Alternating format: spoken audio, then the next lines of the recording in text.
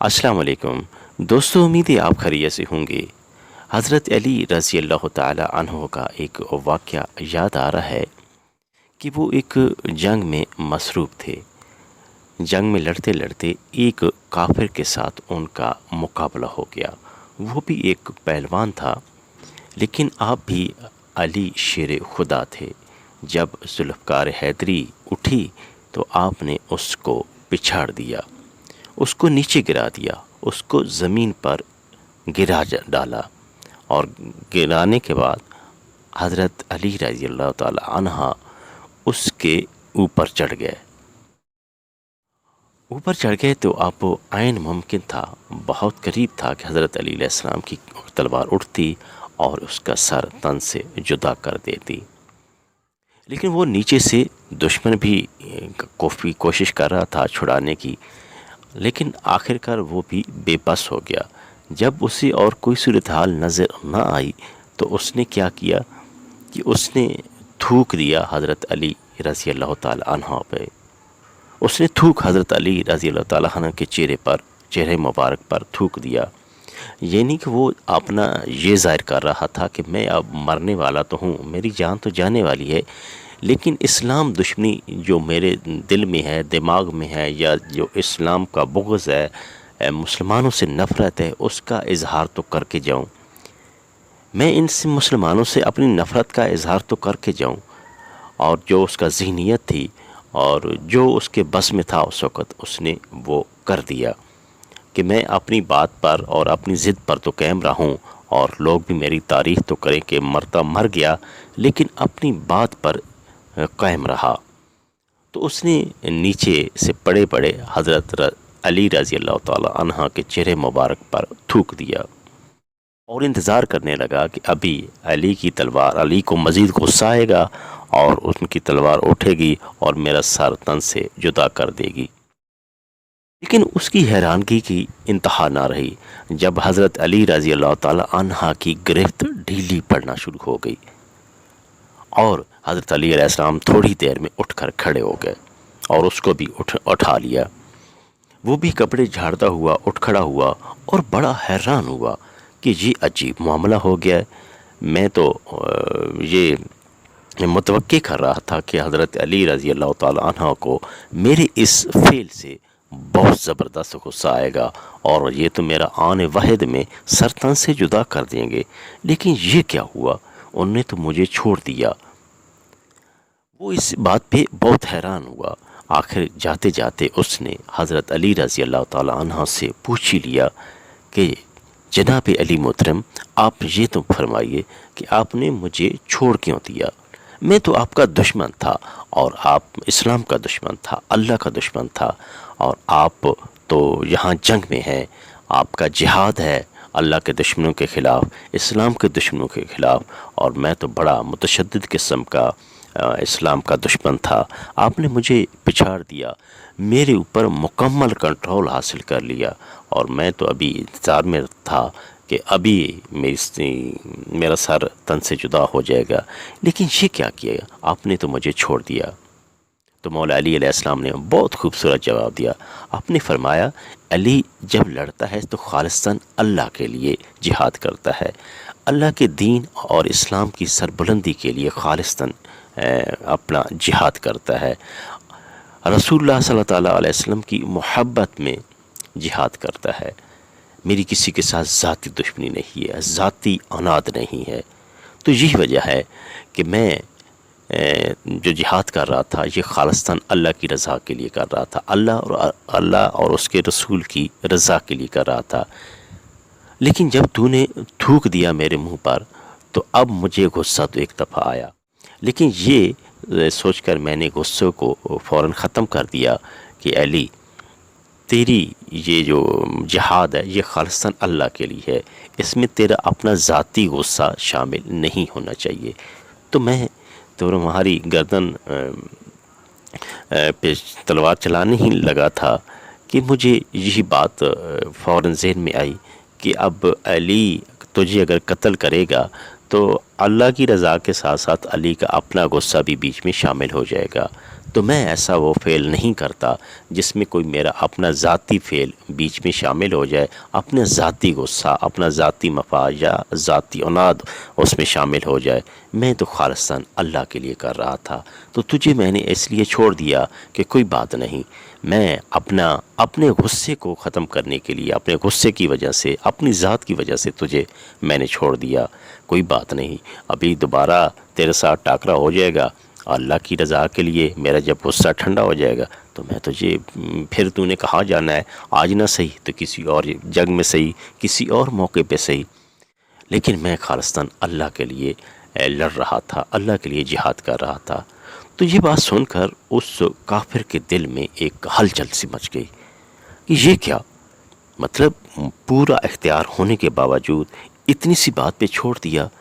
تو اگر ایک مسلمان کی، ایک اسلام کے پیروکار کی، مولا علی رضی اللہ تعالی عنہ کی یہ شان ہے، یہ سوچے تو یہ اسلام اور وہ اللہ تبارک و تعالی کتنا عالی شان اور عظمت والا ہوگا۔ اور یہ بات سنتے ہی اس کی دل کی دنیا بدل گئی، اور اس نے آگے بڑھ کر حضرت علی رضی اللہ تعالیٰ عنہ سے گزارش کی کہ مجھے کلمہ پڑھا دے اور مجھے مسلمان بنا دے۔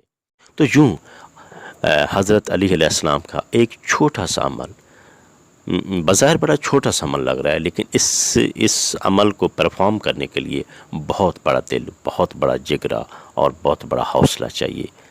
لیکن کیا ہوا، اس کا فائدہ کیا ہوا کہ ایک کافر جہنم رسید ہوتے ہوتے وہ بچ گیا، وہ جہنم کی وادی میں جانے کی بجائے اسلام کا ایک پیروکار بن گیا۔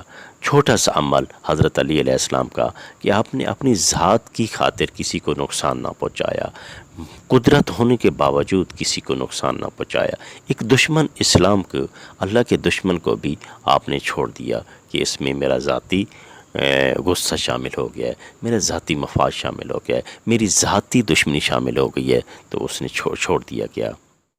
اب ہم بھی اسلام کے پیروکار ہیں، حضرت علی شیر خدا کے ماننے والے ہیں، اب ہم نے ان کی زندگی سے کیا سیکھا، ان کی سیرت سے کیا اخذ کیا؟ آپ اپنے آج کل کے اس موجودہ دور جو ہے اس کو ہی دیکھ لیں، اپنی زندگی پہ نظر دوڑائیں، اپنے گرد و پیش میں نظر دوڑائیں کہ کیا ہم کہاں جا رہے ہیں۔ ہم تو اپنی ذات کی تسکین کے لیے، اپنے ذاتی بغض و عناد کے لیے ہم تو اسلام کا سہارا لے لیتے ہیں، ہم اللہ اور اس کے رسول کو بیچ میں لے آتے ہیں، اور بہانہ ہمارا اسلام کا ہوتا ہے، لیکن بیچ میں ہم اپنا ذاتی بغض و عناد کی اپنی ذاتیات کی تسکین کے لیے کام کر رہے ہوتے ہیں۔ ہمارے دفاتر میں دیکھیں، لوگ جان بوجھ کر لوگوں کو تنگ کر رہے ہوتے ہیں، اپنے ذاتی فائدے کے لیے لوگوں کو تنگ کر رہے ہوتے ہیں۔ اور ابھی ہمارے سیاستدانوں کو دیکھیں کہ وہ کیا کر رہے ہیں، ان کو کوئی فکر نہیں ہے کہ اللہ اور اس کے رسول کی کیا ہدایات ہیں، ہمارا اس جو پیارا ملک ہے اس کی کیا حالت ہے۔ کیا ہم اس بات کا متحمل ہو سکتے ہیں کہ ہم آپس کی لڑائی لڑتے لڑتے سرکاری وسائل اور اس ملک کے وسائل کو استعمال کریں اور اپنی ذات کو تسکین پہنچائیں؟ ہم اپنے جو اپوزیشن میں لوگ بیٹھے ہیں، ہمارے جو سیاسی مخالفین ہیں، ان کے اوپر اس طرح کے کیس بناتے جائیں، ان کو ہم زد و کوب کریں جہاں بھی ہمارا بس چلتا ہے۔ اور یہی ہمارا المیہ ہے، ہمارے ملک کا المیہ ہے، ہماری سوسائٹی کا المیہ ہے کہ جس کا جہاں زور لگتا ہے، جس کا جتنا بس چلتا ہے، وہ دوسرے کو دبائے رکھتا ہے، اس میں اپنے ذاتی جو ایک غصہ ہوتا ہے یا ذاتیات ہوتی ہے، اپنی پرسنالٹی کو پیش نظر رکھتا ہے، اور اس کی تسکین کے لیے اس کے پاس جتنے اختیار ہوتا ہے، اگر وہ کوئی سرکاری عہدہ رکھتا ہے تو وہ والا اختیار بھی استعمال کر کے اپنی ایک بے گناہ کو اپنے ذاتی مفاد کے لیے استعمال کر لیتا ہے۔ آج کل کے اپنے سیاسی حالات کو دیکھیں، جس طرح پکڑ دھکڑ ہو رہی ہے، ابھی جو حکومت میں بیٹھے ہیں وہ اپوزیشن کو تنگ کر رہے ہیں، ان کے لوگوں کو پابند سلاسل کر رہے ہیں، زد و کوب کر رہے ہیں۔ اور اسی طرح جب وہ لوگ اپوزیشن میں تھے اور آج کل کی اپوزیشن جب صاحب اختیار تھے، تو انہوں نے بھی یہی روش اختیار رکھی۔ تو یہ مطلب ہم نے اسلام کی تعلیمات کو بالکل پس پشت ڈال دیا ہے. ہم ان صحابہ کی زندگی سے کچھ نہیں سیکھا، رسول پاک صلی اللہ علیہ وسلم کی سیرت سے کچھ نہیں اخذ کیا. اسلام کی کیا تعلیمات ہیں ان سے ہمیں کوئی سروکار نہیں ہے. ہم تو بات اپنی یہ چاہتے ہیں کہ جو جس طرح بھی ہو ہماری ذات کو تسکین پہنچے. ہم اپنی ذات کے لیے اسلام کا سہارا لے لیتے ہیں. ایک مولوی ہے تو وہ اس کی کسی کے ساتھ ذاتی دشمنی ہوگی یا ذاتی ہوگا تو وہ اسلام کا سہارا لیتا ہوا اس کو رگڑ دے گا. ایک ٹیچر ہے تو وہ اپنی ذات کی تسکین کے لیے ایک اسٹوڈنٹ کو سزا دے گا. اسی طرح کوئی صاحب اختیار ہے، کوئی سرکاری دفتر میں بیٹھا ہے تو وہ دوسرے بندے کا جس کے ساتھ اس کی ذاتی طور پر مسئلہ ہوگا وہ وہاں پر اپنی سارا روب و دبدبا وقار اور اتھارٹی استعمال کرے گا اس ایک دوسرے بندے کو گرانے کے لیے. اور اسی طرح ہمارے جو سیاسی لوگ ہیں وہ تو بالکل اسی روش پہ آ ہی چکے ہیں. آپ دیکھ لیں کہ ہمارے ملک میں ہو کیا رہا ہے. ہمارا ٹائم ضائع ہو رہا ہے، ہمارا ملکی پیسہ ضائع ہو رہا ہے. آپ کسی وقت اپنی نیشنل اسمبلی کی یا صوبائی اسمبلیوں کی تقاریر ہمارے جو سیاسی معاہدین وہاں پر کرتے ہیں ان کی اٹھا کر دیکھ لیں. وہ اتنی بلند و بالا تقریریں کر رہے ہوتے ہیں، اتنی چیخ و پکار کر رہے ہوتے ہیں، اور کر کس کے لیے رہتے ہیں؟ صرف اپنے لیے، اپنی پارٹی کے لیے. جی ان کی چیخ و پکار اور ان کی جو ہے اتنی حال دہائی لوگوں کے لیے نہیں ہوتی، عوام کے لیے نہیں ہوتی، اپنے ملک پاکستان کے لیے نہیں ہوتی. وہ جانا اتنا شور و غل کر رہے ہوتے ہیں تو وہ اپنے ذاتی مفاد کے لیے کر رہے ہوتے ہیں، اپنی پارٹی کے مفاد کے لیے کر رہے ہوتے ہیں، اور اس کے لیے وہ سرکاری وسائل استعمال کر رہے ہوتے ہیں. اور اپنا ذاتیات کو، بغضونات کو ختم کرنے کے لیے وہ پتہ نہ کن کن چیزوں کو سہارا لے رہے ہوتے ہیں.